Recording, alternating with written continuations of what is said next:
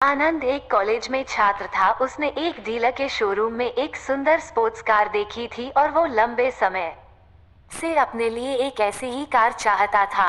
आनंद जानता था कि उसके माता पिता इसे खरीदने के लिए सक्षम हैं। इसीलिए उसने उन्हें बताया कि उसे ये कार अपने ग्रेजुएशन कंप्लीट होने पर गिफ्ट के रूप में देखते ही देखते वो दिन भी आ गया और पिता ने जेम्स को अपने निजी कार्यालय में बुलाया। उन्होंने उससे कहा कि मुझे तुम्हारे जैसे अच्छे बेटे पर बहुत गर्व है। उन्होंने उसे बताया कि वो उससे कितना प्यार करता है और उसे एक प्यारा रैपर से लिपटा हुआ उपहार दिया।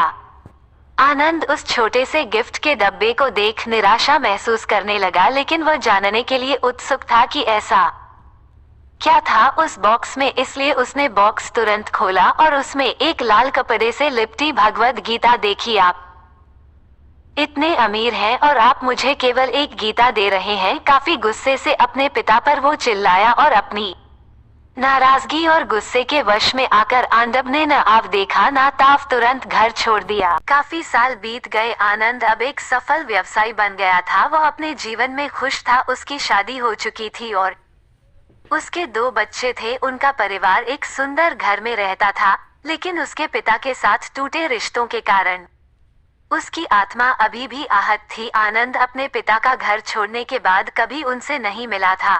आनंद को उस दिन के बाद अपने पिता को ना मिलने का पछतावा हमेशा रहने वाला था, क्योंकि एक दिन उसे एक पत्र मिला जिसमें उसके पिता के निधन की खबर थी और साथ ही ये बताया गया था कि उन्होंने अपने जीवन भर की पूंजी वसीयतनामा के अनुसार अब आनंद के नाम कर गए थे।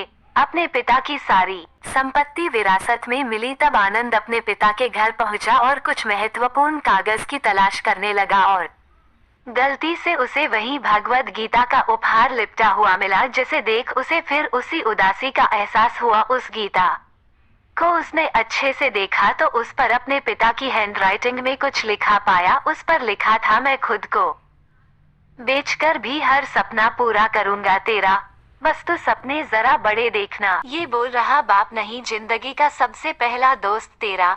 ये कविता पढ़ी ही थी कि अचानक उस किताब से एक चाबी गिरी, जिसके ऊपर लगे टैग पर उसके ग्रेजुएट होने की तारीख के साथ कांग्रेचुलेशन और आई लव यू लिखा हुआ था। आनंद के सर के ऊपर से उसके पिता का साया तो पहले ही उठ चुका था और आज उसकी जिंदगी की सबसे बड़ी गलती के बारे में जानकर उसके पैरों के नीचे से जमीन भी खिसक गई। इस दिन आनंद की आंखें और रूह दोनों पछतावे के आंसू रोई।